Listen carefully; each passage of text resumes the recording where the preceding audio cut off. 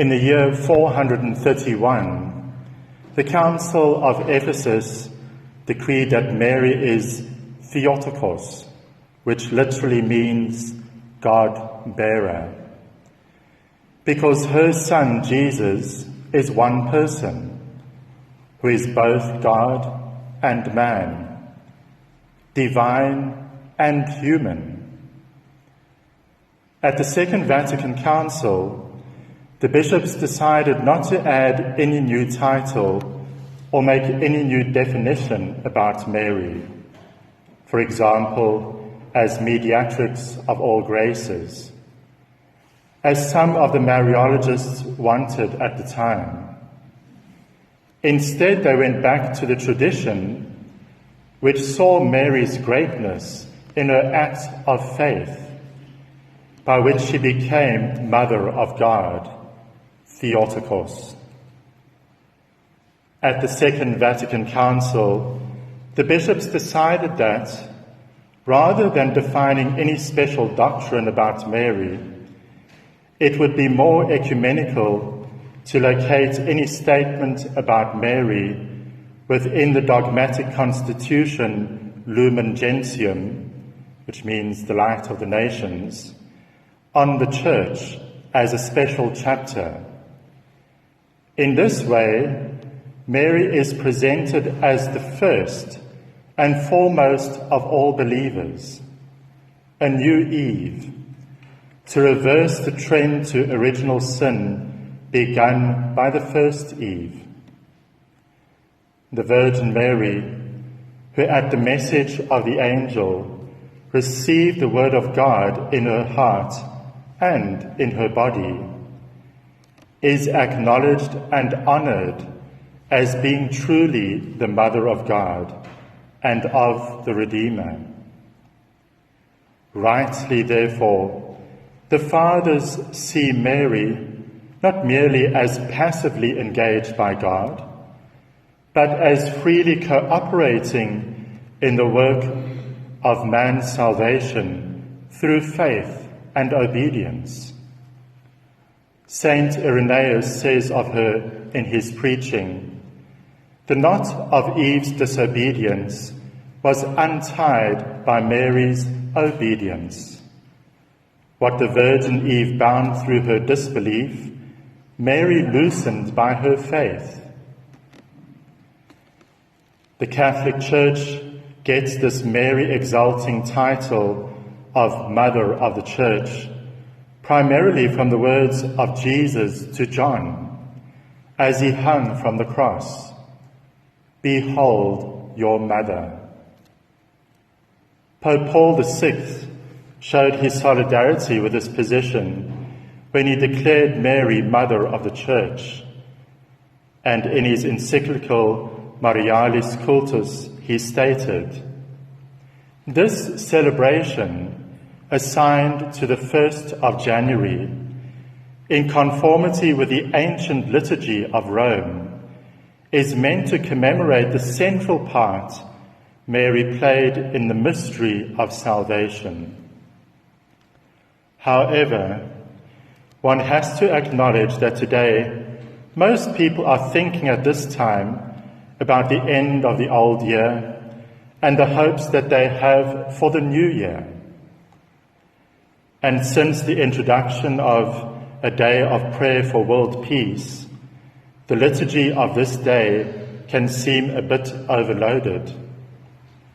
So culturally, this feast of the Theotokos may not quite hit the mark or be given the prominence that it deserves.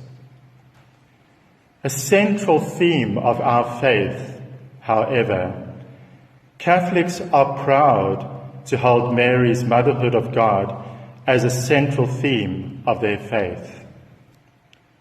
The title, Mary, Mother of God, is one that many Christian denominations find difficult to accept.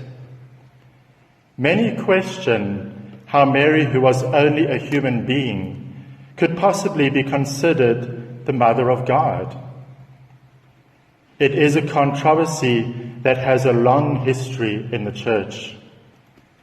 But the Catholic argument in defense of the title is quite simple. Is Mary the mother of Jesus? Yes. Is Jesus God? Yes. Then logically, she is the mother of God. Certainly, even Catholics do not by that believe that as mother of Jesus, she gave him his divinity, nor that she is older than Jesus in his divinity. But we believe that Jesus is truly God and truly man, and that Mary gave birth not just to his human nature, but to him as a person with the two natures. But on this feast, we do not celebrate the arguments that have been debated down the ages. We celebrate the greatness of God that has stooped so low to elevate Mary, a creature and fellow human being, to such a great dignity.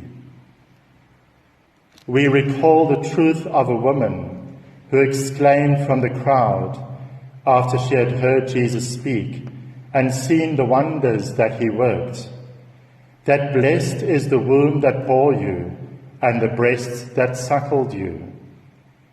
Indeed, Mary is blessed, and as she herself prophesied, all generations will call her blessed.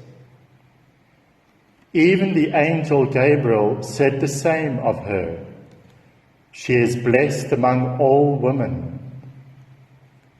But we cannot forget the words that Jesus answered to the woman who praised his mother. More blessed are those who hear the word of God and keep it. By that he implied that all of us have the possibility to be elevated to the dignity of his brothers and sisters. So as we begin this new year, and as we celebrate the World Day of Peace, we turn to Mary, who is also Queen of Peace. It is in the listening to the Word of God and keeping it that lasting peace comes. We have heard in the Gospel that as the shepherds recounted their story about what they had heard and seen, Mary treasured all these things in her heart. In fact, she treasured everything that was ever said of her Son. She is the perfect example of those who hear the word of God, who in silence and in meditation treasure it in their hearts, and who know that the peace that the world cannot give through living by that word.